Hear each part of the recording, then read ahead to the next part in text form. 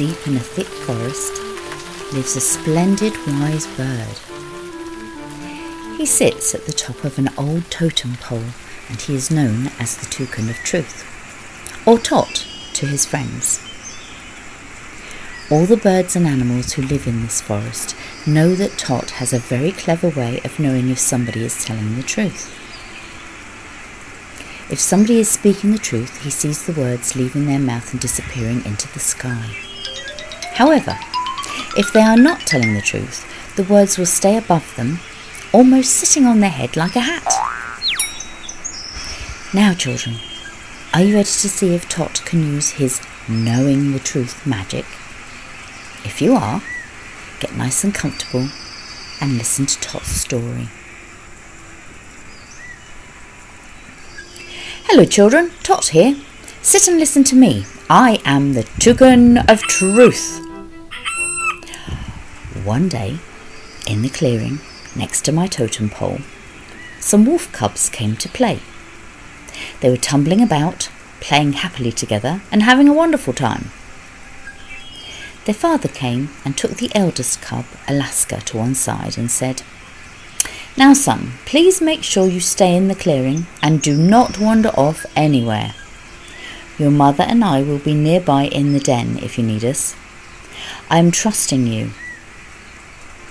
Alaska went back to play with his brothers and sisters. Now, I was quietly listening to Polo, the father wolf, speaking to Alaska. I wondered if the cubs would obey their father. I continued to sit on my totem watching them playing. A rustling in the bushes was heard, and Alaska went to find out what it was. He sniffed about, then came nose to nose with Pookie, the very spiky porcupine. They both jumped back and looked at each other. "Hello," said Pookie. "I've lost my ribbon and I'm trying to find it. Would you like to help me?" she asked. Alaska was very tempted to go with Pookie. It sounded like a lot of fun exploring in the forest. What should he do, he thought. I stretched my wings and called across to Alaska. "Is everything okay?" "Yes, thank you, Tot. I am going to help Pookie find her ribbon." "Are you sure you should do that?" "I thought I heard you tell your father not to leave the clearing and to stay with your brothers and sisters," I asked Alaska.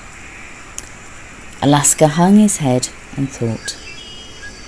He had heard that Tot could magically see words and tell if they were true or false. Surely Tot couldn't really do that, he thought. "I have not been told to stay in the clearing," said Alaska. After he had said it, he felt very uncomfortable and worried, as he knew it wasn't true. I opened my wings and looked closely at Alaska. "Are you sure? Is that true?" I asked him. Alaska looked down and mumbled, "Yes, I'm sure." "Oh, Alaska, I'm so disappointed. I can see your words sitting heavily above your head, which means it is not true." "Can you really see my words? Can you see that they are not true?" asked Alaska, wide-eyed, amazed, but also worried. Now, don't get upset. I will not tell your father, but please tell the truth in future. Anything could have happened if you had gone with Pookie. Things get out of hand and problems get bigger and bigger. More and more untruthful things are needed to keep the first untruth safe. It all becomes messy. Please stay truthful in future.